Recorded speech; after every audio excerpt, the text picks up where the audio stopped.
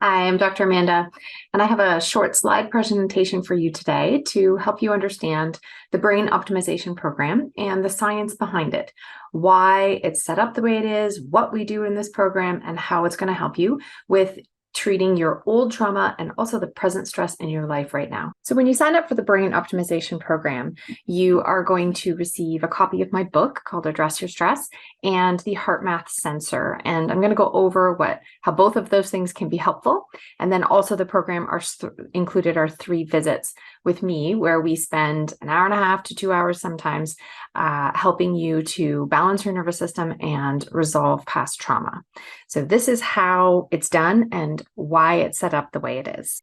So there's 4 parts to this presentation, and I want to tell you about how normal memory works and how traumatic memory is a little bit different than that, and explain the effects of trauma on the nervous system, and then how we understand and how we use the reality of the conscious and subconscious mind. And that is very much a part of this program. And I use unconscious and subconscious interchangeably. And then I'll go over what the brain optimization program is. So first to understand is how normal memory works, how it's set up in the brain. And this is a brief overview. There's, of course, a lot of information and research on this, but just to get a broad overview of how it works. So we have our explicit memory, and that is things you can declare, things that are just you remember in your everyday life and that they're true. I ate a salad for lunch yesterday. Very little emotion goes into that. It's filed away in my brain such that I can retrieve it anytime I want, but I don't really need it brought to the forefront of my mind all the time. I ate it. It was fine. If I had food poisoning or something really traumatic happened during it, I would remember it a little differently. But pretty much I can remember all sorts of things that happened to me and in my life easily. I also know I can declare things like, my name is Amanda. These are things that I know to be true, and I can explicitly tell them to you. So implicit memory is a little bit different. It's the stuff you don't really think about all the time. So most of the implicit memory is our procedural memory. So when you learned how to drive a car, ride a bike, those things are stored in your brain and you recall them anytime you need them or you're prompted to use them, i.e. you get in your car or sit on your bike, and the procedure just comes back to you and you go through the motions without even thinking about it. How many times have you driven your car for a certain period of time and then realized, I don't even remember stopping at that stop sign. Yet you did it. And your body just instinctively knew what to do because it's a learned thing. And this is a really important piece of traumatic memory, because in traumatic memory, we also learn procedures and we keep repeating them. And it is that very rote memory kind of thing where you don't have to think about it very hard. Like, what did I eat yesterday? But it does come back up. The other 2 parts of our implicit memory are priming and conditioning, and they're somewhat similar. But priming is like if somebody showed you a bowl of fruit and asked you to pick a fruit out of there that you like.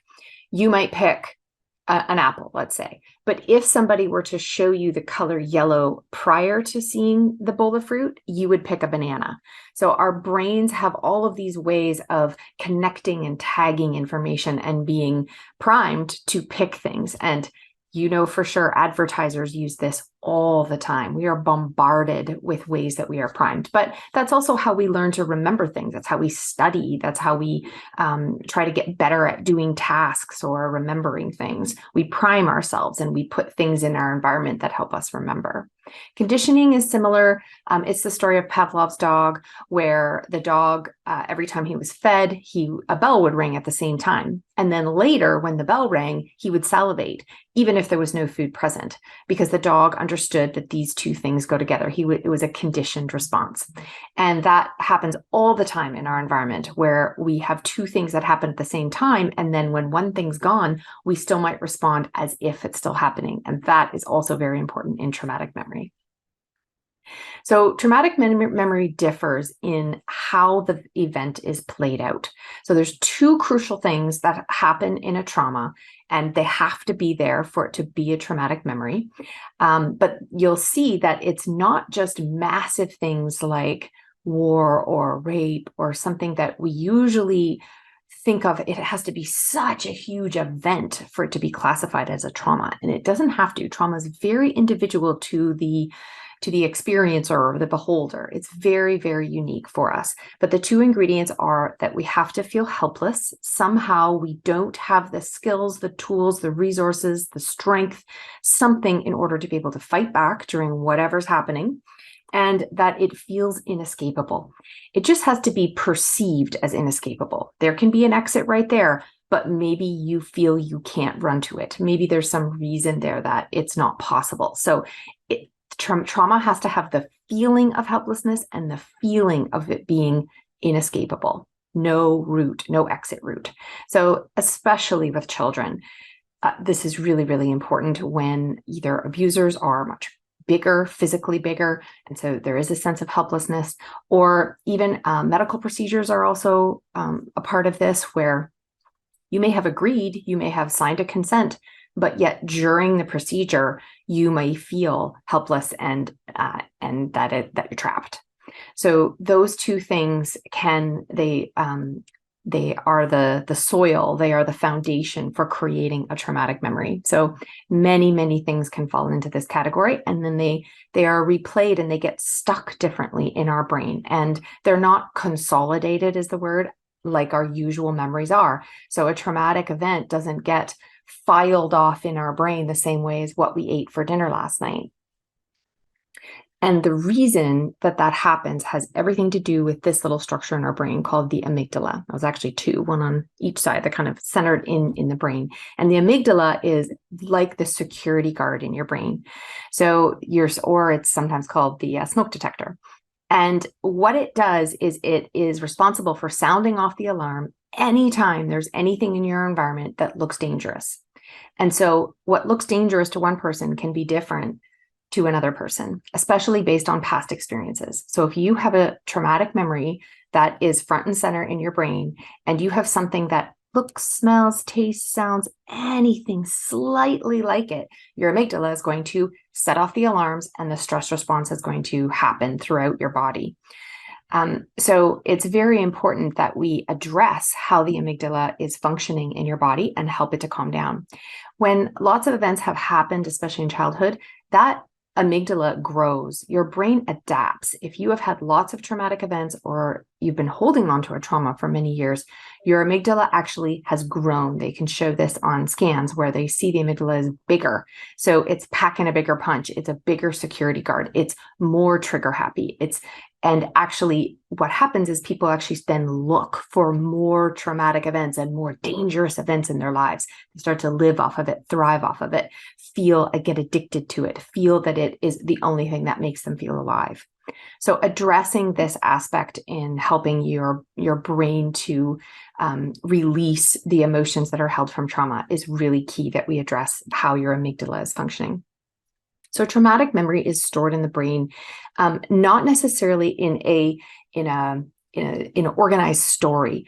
Most of the time, people don't remember exactly what happened. They're just imprinted with a feeling. They're imprinted with just sketchy little images or smells or words people said. Random things are imprinted on us, and that's what we remember. It's kind of like these hieroglyphics. They tell a story, but we can't quite understand what it is. So it's very challenging in helping people with trauma to be able to pinpoint and recognize what happened and what was so awful about it for you. And what's unique about the brain optimization program and all of the tools and techniques that I use is we don't have to know. It's important, but it's not crucial to help you digest this event, to help it move into that old, into the filing system in your brain that says over, done with. The unique thing about trauma is that your brain and body are always working on your side. It wants to keep you safe. That is like the number one agenda of your brain and body: keep you alive, survival at all costs.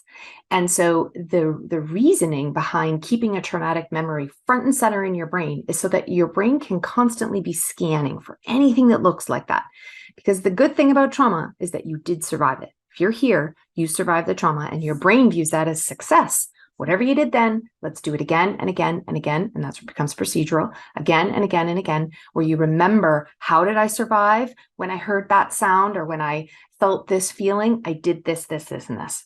And you do it again and again and again.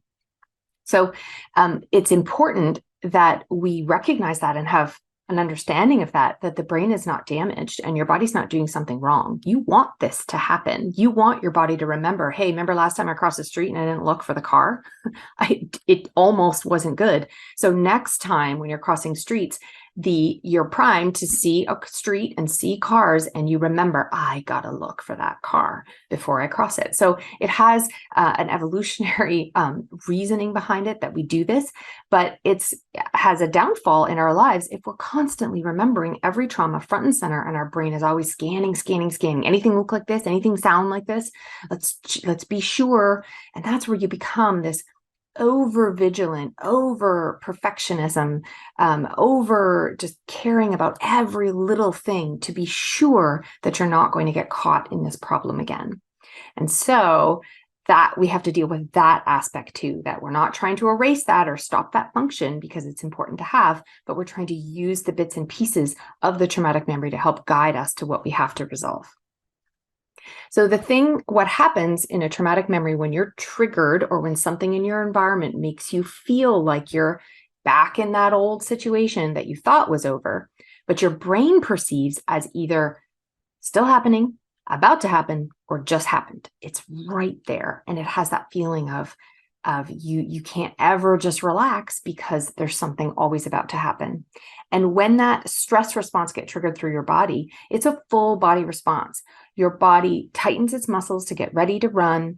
You have the feeling of dread or overwhelm or fear. Your jaw tightens so you can get ready. It's really an animal response. So you can get ready to growl or chew. Your heart starts racing, your blood pressure increases, you breathe more off the top little bit of your lungs, and your eyes widen. You get ready to fight or flight. And that happens every single time you have a stress response. So for some people, that's all day long. And that's what we have to recognize, that our body is not broken, it's not diseased, it's not doing something wrong. It's just having the alarm button pressed way too many times, too much. Because what in reality, you're actually sitting here watching a video. You're actually sitting with your family at dinner. You're actually watching a beautiful sunset. There's nothing actually there right now to feel unsafe about, but your brain is interpreting something about the environment to be unsafe. So what happens in these traumatic memories is that we have all of these neural networks, they're called. They're like the information about that past event and what you're supposed to do about it and how you're supposed to respond stored in the brain. And it's kind of like a roller coaster. If you get in the car and they turn on the roller coaster and the stress response happens, you're going to have to go through the route of this. And you have all of these remembered neural networks and these ingrained neural networks happening in your brain. And for many people, there's a lot of trauma and it's all a mishmash and it feels very confusing. No idea where to start. How do you even begin to unravel this mess? Do you go to counseling and talk to about each one? You can, or you can change how your nervous system functions. And that is a much easier way and a much more efficient way to help deal with trauma. So the path out can feel totally confusing and unsure, but there is a pathway out. You can change it. I love this quote. It's called "Trauma is the disorder of not being able to be in the here and now." And Dr. Peter Levine, the father of kind of somatic therapy for trauma, talks about how when you have experienced loss of trauma and it's sitting in the forefront of your brain, the agenda is to always make you think of the past to get ready for the future, constantly stuck in the past or worrying about the future. And because being in the here and now is not important to your survival. And so trauma robs you of that ability to be present. And part of what we learn in this program is, and in every visit that we have together, I help you experience what it's like to be present and not be hijacked in the past, launched into the future all the time. And that's a really important feeling to be able to grab a hold of and learn to repeat. And that is your way out of trauma. It's you learn how to be present and you learn how to tell your body that you're safe. So the next part of this is just to explain to you the effects of trauma on the nervous system. And so let's look at how that plays out in your brain and body. So I have a little map here of the autonomic nervous system. You have only two states that your nervous system can be in. Your nervous system can either be doing an action or in rest, action, inaction. The action part of the nervous system is called your sympathetic nervous system. And it's kind of like the gas pedal in your car. It's your get up and go. It's time to act, time to do something. You know, you're hungry, you stand up and you walk to the kitchen. That's action. But then your nervous system has the opposite side, and that is inaction. And that's like the brake on your car. So it's when you say, the job is done, you relax. This is where we eat and sleep when our nervous system is in the inactive state. But both of these systems can operate in a sense of when you feel safe and when you don't feel safe. And they have different pathways that are initiated in the body if you feel not safe or safe. And this is really important because in life, there will always be situations that are not safe and you have to act accordingly. Trauma is the mix-up of that. It's like there was an event where you weren't safe, but now you are, and your brain has not got that message. It's still trying to protect you as if the event's still happening. But in the nervous system, the way it functions normally, the sympathetic nervous system has a not safe mode. And this is probably what you've heard of before, and it's called the fight or flight system. So fight or flight is when all the adrenaline rises up in your body and you get the increased heart rate, the muscle tension, all of that, and it's time to do something. Fight off whatever the problem is, or run away, get away from it. And we all do this all the time in our everyday life. But there's another way that our body can go into an action mode when we feel safe. And you've experienced it when you've been playing a sports game, exercising, doing work where you feel really good and your muscles are in action. You're able to engage in some type of thing that you're doing and you love it and you feel like awesome. And this is called the mobilization response. And this is the ideal state that you want to be in most of your day as you're getting stuff done. A lot of us run on fight or flight because the way we're interpreting and perceiving our environment is that something's not good, something's not safe. So we run on this fight or flight. And the problem with that is that cortisol then gets secreted too often, too much, and it fuels the inflammation in our body, which fuels disease.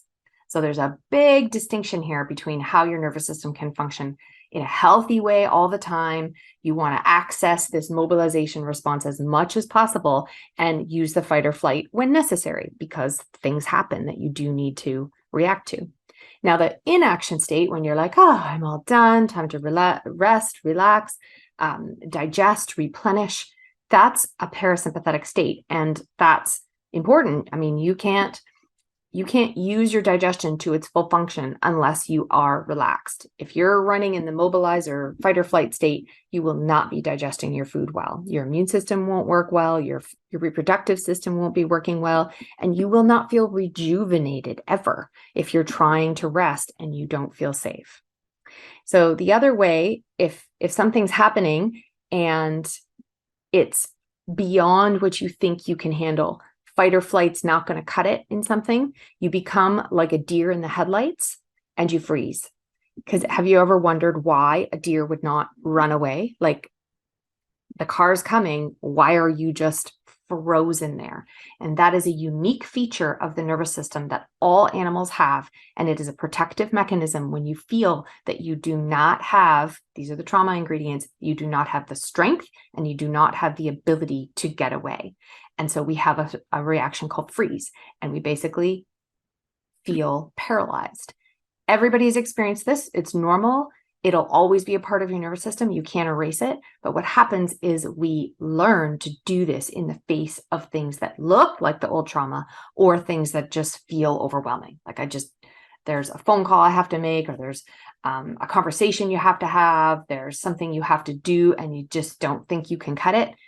that's when you go into freeze. And in our society, it doesn't necessarily look like a deer in headlights where we're getting hit by a car, but it looks like zoning out, feeling so bored, feeling like you just can't muster the energy to do anything. It's the addiction to social media and binge watching and all of that happens to try and check out, because that feels like the best way to deal with the stress. So in this whole thing, what we're doing in the brain optimization program is helping to train your nervous system how to feel safe and respond in these two ways, because this is how you get healthy. This is how you stop the chronic inflammatory response that's happening. You learn to have gas and brake, action and inaction, go and stop, rest, without feeling not safe, and being able to go about your life and have action and then replenish yourself. So this is a little map of how the nervous system functions. So here's you over here in your day experiencing things, and here's how you want your nervous system to function through this map to get to a place where you are thriving. So here's your brain, here's you experiencing life events, going about your day, and a stress comes in. Something happens in your day, someone says something to you, something flies in your inbox, whatever happens. And here's how your brain interprets it. And this is all split second things that are happening. Your brain is asking the question, are you safe? Because it has to decide which pathway, like I showed you before, how are we going to respond to this? What are we going to do? And these are like instinctual. You're not thinking about this consciously. This is all happening in your learned procedural part of your brain. And you're asking, are you safe? And then the second question you're asking is, can I handle this? Is this something I have the resources to do? And if the answer is, okay, this is a problem, I have to handle it, but I can handle it, I can do something about it, this is where your sympathetic nervous system and your fight-flight reaction gets initiated. And your energy increases. You go up in response. You start saying, I'm going to do something about this. And your muscles tense, your heart races, and you start getting ideas about how am I going to handle whatever the situation is. This is fight or flight.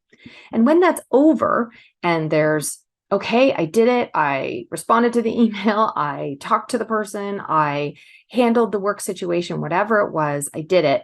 You get to move into this parasympathetic rest and digest. It's kind of like if you cleaned your whole house and then you laid down on the couch and you went, I'm done. Parasympathetic nervous system you're shunted into that state. And that changes all sorts of hormones and chemicals in your body. But this is what it looks like, bringing up the energy, and then the energy goes back down. And this is good and normal, and that's okay. Now, some of us get stuck up here, and we get stuck in this sympathetic, and we just keep more and more and more reactions, and we get conditioned to never being able to relax. So that's an issue with the nervous system. But what can also happen is if you say, hey, something's going on, I have a stressor coming in, but I don't think I can handle it. Not going to happen. There's nothing I can do. It's beyond my capacity. So remember what we said here. This is the not safe reaction, but I can't do anything. Action's out, can't do it. So I'm going to have to just freeze. And this is actually a parasympathetic state. It's a state of immobilization. Can't move, can't do anything, feel totally stuck, paralyzed, not happening. And the freeze state, we all go into it. It's okay to do, but just like anything else, you can get stuck there. And that is more of a depressive type of state that makes the ground fertile for depression, just like this makes the ground fertile for anxiety. So, but it is there. It's an important thing we can use, but we don't want to use it too much. And we want to be aware of when it's happening. So that hey, I just had this huge urge to like completely check out, go home, hide, get into my pajamas, binge watch something for the entire weekend. You're heading into a freeze response. That's okay. You're probably not going to stop it in that moment, but you can start to cajole or just very gently urge your system out of it. And those are part of the techniques and things that we learn in the brain optimization program. So ideally, what would happen if you said, some stress happened and your brain interpreted as, yeah, that's fine. I can handle it. No problem. I can deal with this. And let's go respond to it, or you're playing sports or you're exercising. And you're like, yeah, this is awesome. It's good. And so what happens is that you end up in this state throughout your day when you're feeling safe and feeling good, where your energy is increasing and you're relaxing. You finished a job, you chill out for a little, you replenish. Oh, and then something else happens and your energy gets going again. You do something, you move around, you eat, whatever, and then you relax and you digest.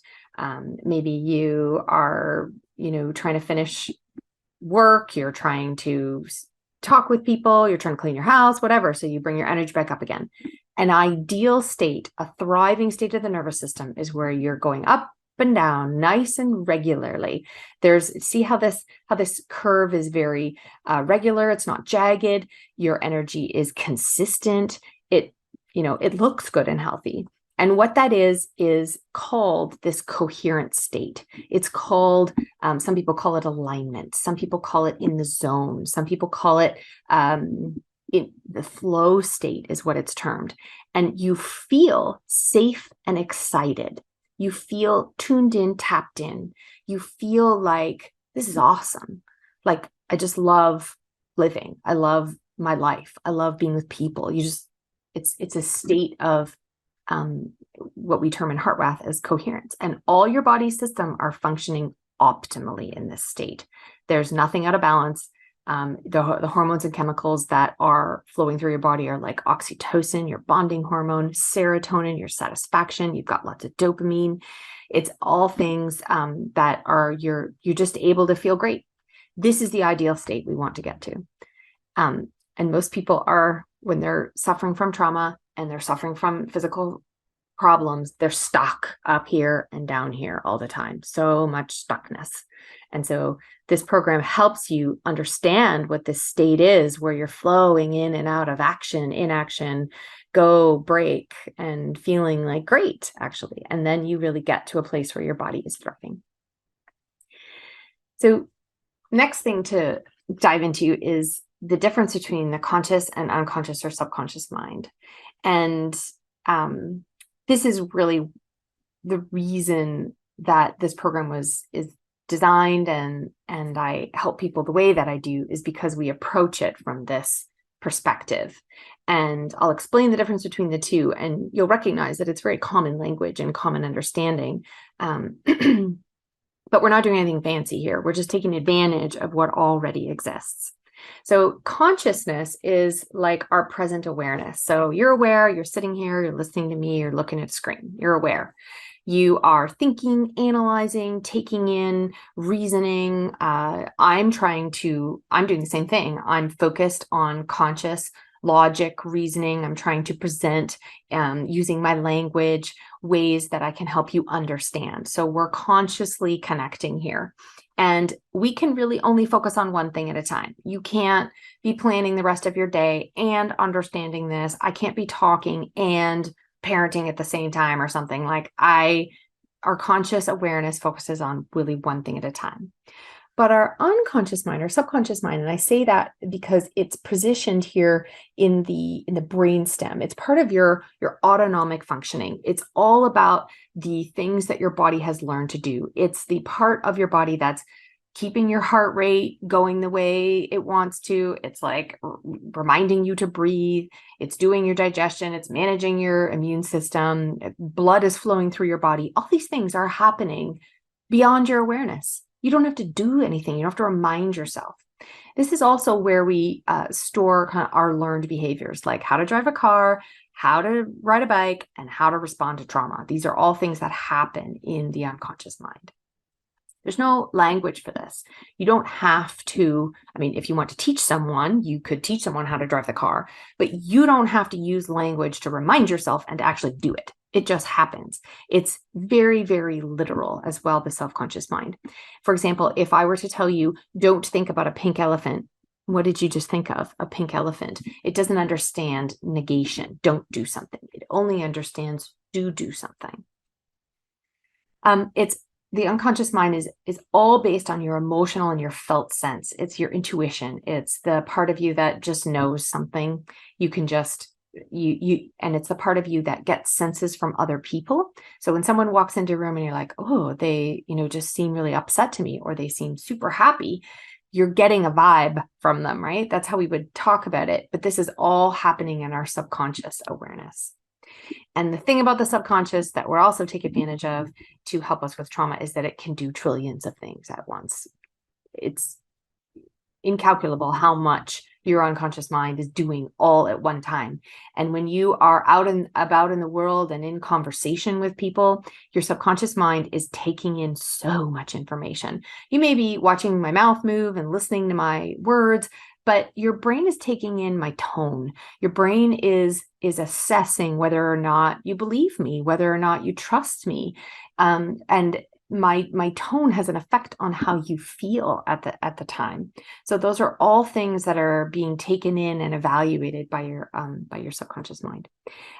We are using our conscious minds and our conscious awareness about 5% of the time, and our unconscious minds are functioning for us 95% of the time. So where do you think you have the most impact? Definitely in your subconscious behavior, and altering how your subconscious views and reacts is what we want to do in this program. So effective trauma treatment really means that we're going to use the process of consolidating memories, meaning how we file away the events of our life.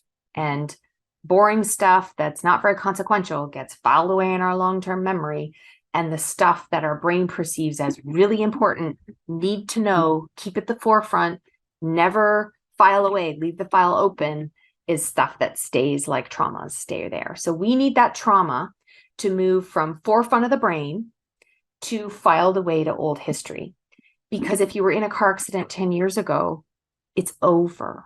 It's not happening. Consciously, you know that, but subconsciously, your brain thinks it's still happening. And so we need that whole memory filed away. But this can only happen when the brain feels safe. So we have to teach our bodies, teach our brains how to feel safe with our own, making it happen for ourselves. We can't rely on other things to do it for us. We have to have the skill of creating a sense of safety for ourselves. And that means that you have a calm amygdala. That means that security guard is back to only sounding the alarm when there's really important, dangerous events happening. So here is a scan of the brain, and those two little bits are your amygdalae. And here is how they're highlighted in the stress response of a certain person who's remembering a stress. They light up, they are active. So brain optimization, what is it? What are we doing?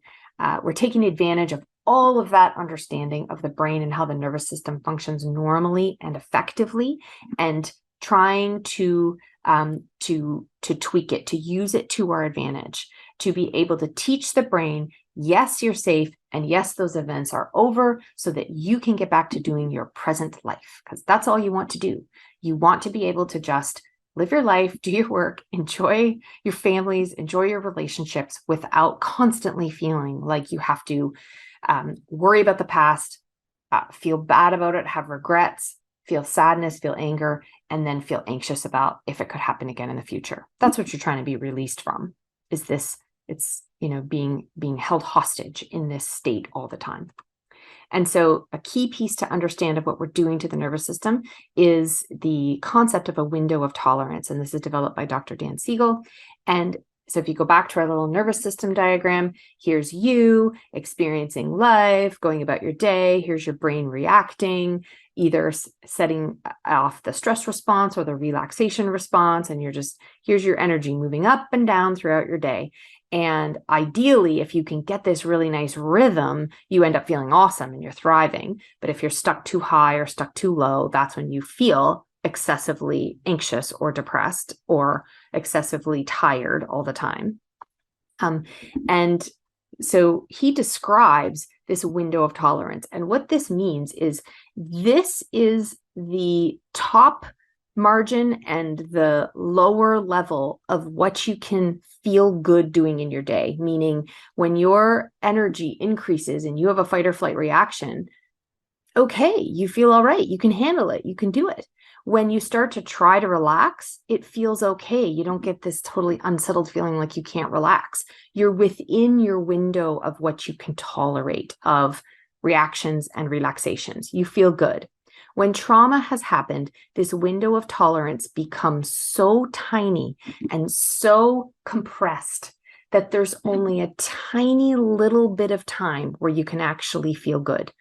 You can barely feel like you're thriving, because when bad things happen, the second your body brings on that full-on stress response and gets going, you can't tolerate it. It feels awful to you. Or the second you try to relax, you hit a wall where you can't do it and you've got to get going again, but then it's too much and you're exhausted. So people who have experienced trauma have a very small window of tolerance wherein they cannot mount energy. They can't press go on the gas for very long before they feel awful and tired, and they can't relax. So you get really stuck in this. Our goal in the program is to expand this back to where it's a healthy amount of tolerance, where it doesn't bother you to have a stress reaction, go into fight or flight, go into freeze a little bit. It's okay. You'll come back out of it. You won't get stuck. You have a sense of that you aren't helpless and you can escape. You have a sense of strength, of ability, and that you are in control of your environment. That's what a good window of tolerance does. So the brain optimization is the 3-step process. It's basically the first thing we do in our visits is we try to recognize the trauma. And you'll notice that I'm always asking you for a headline or the Coles notes, because I never want us to go into the full story of the trauma. And it's not because it's not important, and it's not because I don't care. It's because as soon as you do that, as soon as you start telling the whole story, you end up back having the full-on stress response again. And then your amygdala is firing off as if there's a danger there. Your whole body, adrenaline's flowing through your body again, and you're starting to go into a stress response where you want to run away. Well, that's not going to help us deal with trauma and reconsolidate memories. So it's really important just to recognize where the trauma sits. You have a general idea. Most people have stories from childhood, from 20 years ago, from they could be accidents, they could be losses, lots of different things. People know this thing doesn't sit okay with me yet. It's not okay, and it feels awful. So you can label that. And then what we try to do is dig around a little bit about how it's being played out in the body now. What's the emotion or the feeling that's happening all the time? Are you living in a state of anxiety or a state of depression or something around there? Where is it playing out? What can't you do that you want to do now?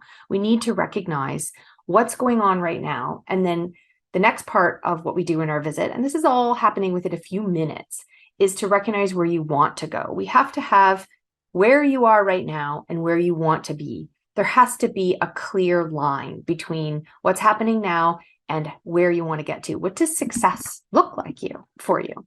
What would it mean in your life to be released of this old stuff? What would you do differently? How would you behave?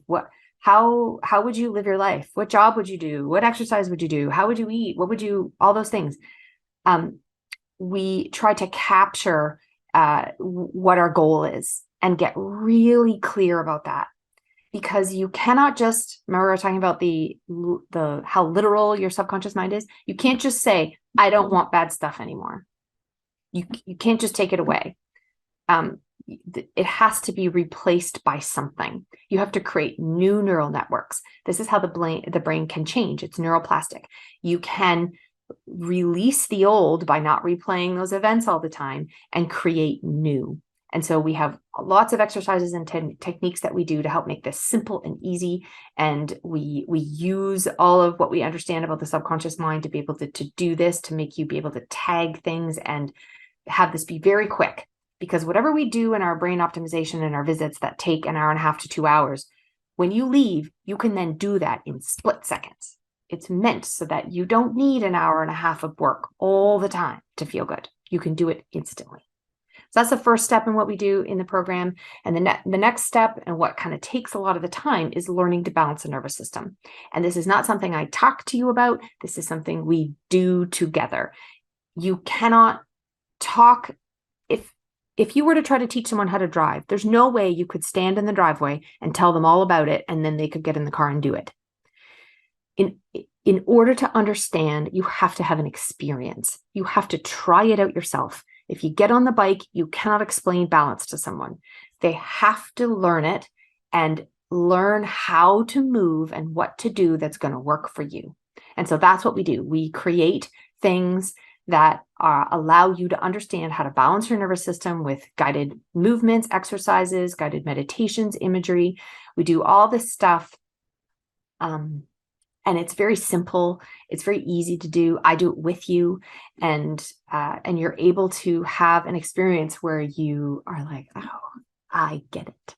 And that's the light bulbs go off. That's when you've learned something new. You've created a new neural network. You've changed your brain. And then we learn how to repeat that and ingrain it in your brain.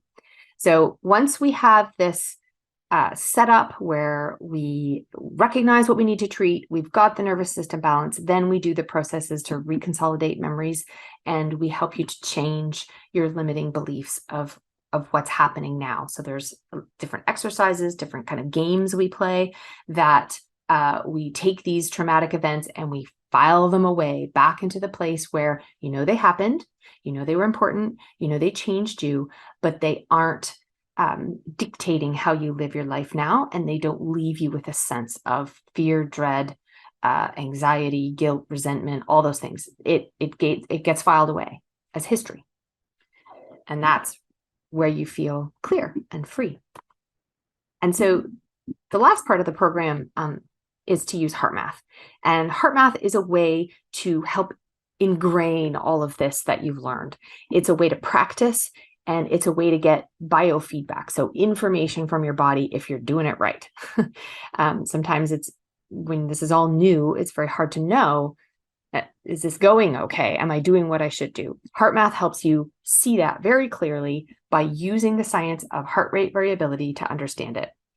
And so a coherent state is able to be measured and is able to be shown to you through this app called the Inner Balance app on your smartphone with a sensor connected to your ear, and you're able to see this happen in real time. So throughout your day, you can pop the ear sensor on, use the app to, let's say you play the piano. You could put this on and see how well your system is balanced, how your nervous system is balanced when you play. You could put it on when you're having a conversation with someone you don't like and see what happens to your heart and brain and your stress response when that happens.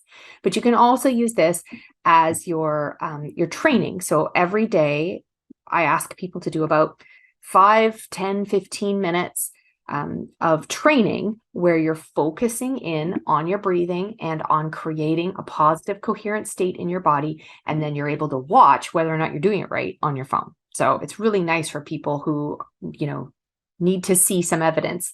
HeartMath is great for that. And it helps keep track of it all for you. And it helps you to be able to know if you're getting there, if you're getting to that place where you're, in that inflow, coherent, aligned state. And HeartMath is wonderful for that. So I hope you've enjoyed this presentation and are better able to understand how the nervous system, how the brain works, what the science is behind what we do, and why it can happen so fast. This is not something where we need weeks and weeks and months to help do this. This is a skill and that I teach and that we experience together. And then it's something you go and practice, and then you see the evidence happen in your everyday life. So usually I only need 1 to 3 visits with someone, maybe a follow-up in 6 months or something, depending on how life is going or what you need. And then we're able to teach you how to balance your nervous system. And that is the basis, the foundation for all healing. It is then when you've experienced that and your body is benefiting from that, you will benefit from all of your supplements, all of your diet, all of the good work that you're doing to try and improve your health will be much more advantageous to you when your nervous system is balanced.